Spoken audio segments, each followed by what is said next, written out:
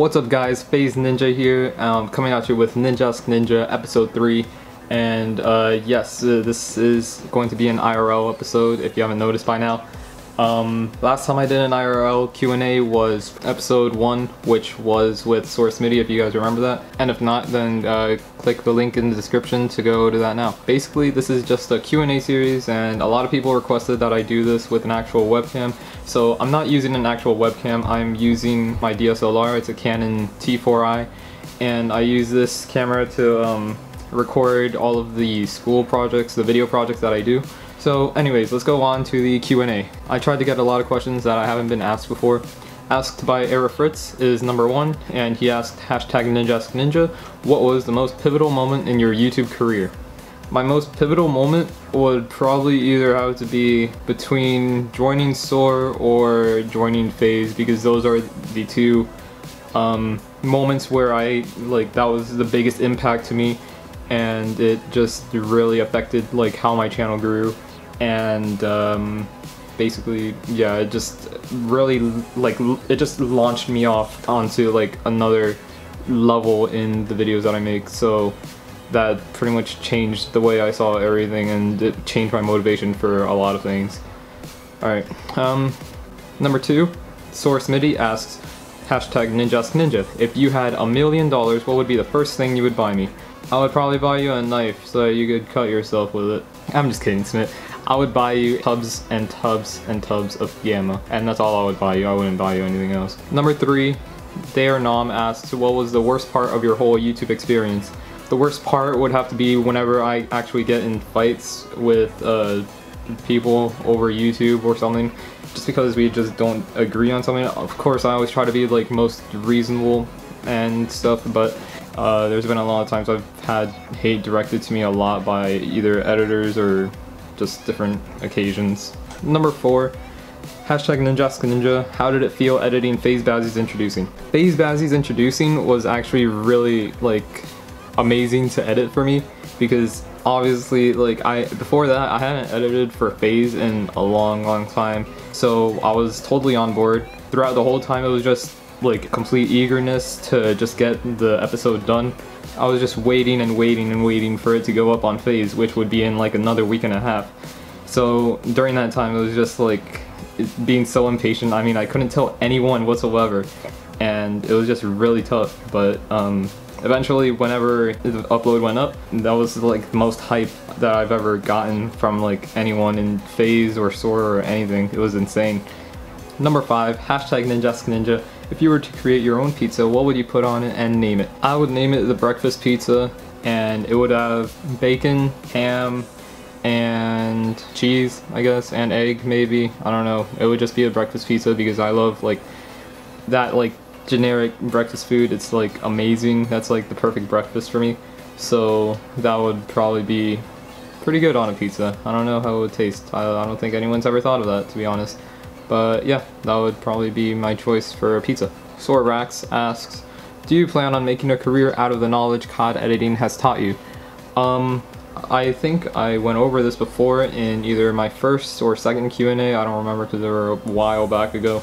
But yeah, I do plan on making a career out of the knowledge COD editing has taught me. I've already started, clearly. If you guys have seen my video projects, those are projects that I do for my TV production class for school. I have basically an A+++ in that class, just because I just put in a lot more time and effort, because I actually want this to be a career for me. So yeah, I do plan on making a career out of it. I plan to get a degree in something in film, I'm not sure what. I want to work in either producing music videos or editing commercials or something like that. I don't want to get really into the whole film part of it, because I feel that's just, I don't know, I don't want to focus on a single project for a long time. Music videos and commercials I feel would have more of a range, I guess, that you could edit in more variety and stuff, which is what I like. I like having variety. I like not having to stick to a specific style. Number 7, if you could be a superhero, who would it be and why?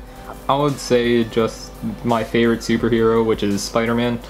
And Spider-Man has been my favorite superhero for a long time. I'm not sure why. Not many people's favorite superheroes is Spider-Man. They usually choose someone else. But I don't know, I really like Spider-Man. Number 8, do you ever plan on going to COD events like MOG Anaheim? Asked by Amazon. I do plan on going to some COD events like MOG Anaheim. I'm not sure when, but whenever time allows and whenever money allows, then I probably most likely will. Not sure when that will be again. I would definitely make a really awesome IRL vlog of the entire trip.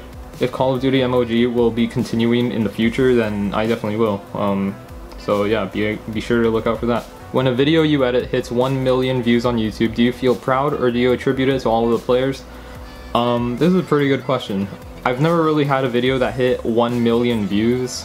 I think the highest I've ever gotten was over 500,000, which would be on the N 2.0. It was just really amazing. It was a milestone that we hit. Something else like Illcams also, whenever that went up, overall the feedback that I got, I attributed it to all of the players because they worked equally as hard as me, and obviously without their clips and without me being in the team, it's just a joint operation basically. So you have to work with the players, you have to know that you're not the only one that helped make the video. The success of any video at all goes into everyone in the production of it. Number 10, did you ever think you were good enough for FaZe, and where do you see FaZe at the end of this year? Hashtag NinjAsk Ninja, asked by Semi. Before I joined FaZe, I honestly didn't really feel like I wanted to join FaZe, if that makes sense, even though I'm in FaZe now, obviously. But before I joined, and if I put in a lot of effort into joining or trying to join, clearly I didn't really have that motivation before I even joined FaZe or before I edited Bazzy's Introducing. And that just went to go show everyone that you don't exactly have to be constantly editing for FaZe in order to be recruited into FaZe. At least that's the case it was with me with FaZe 5. Who knows, maybe it'll happen again this year. I would be really psyched to see that actually. Another editor to be recruited this year. I see FaZe expanding even more by the end of this year. I believe that MOG COD is really going really far. It's going places, and that's definitely going to be the next step into expanding FaZe. And as we get into more things that have to do with variety, including MOG COD, that's going to go really far. J Roth asks, do you get nervous when editing a video that is supposed to get a lot of exposure, such as a 1 million subscriber Team Taj? I definitely do. I'm not gonna lie.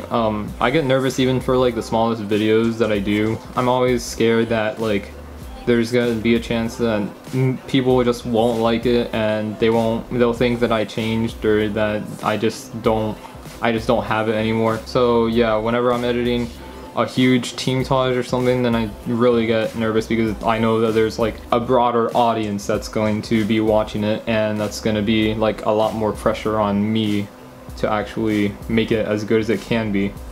Number 12, Animal Denver asks, do you have more fun editing videos for your class or for FaZe?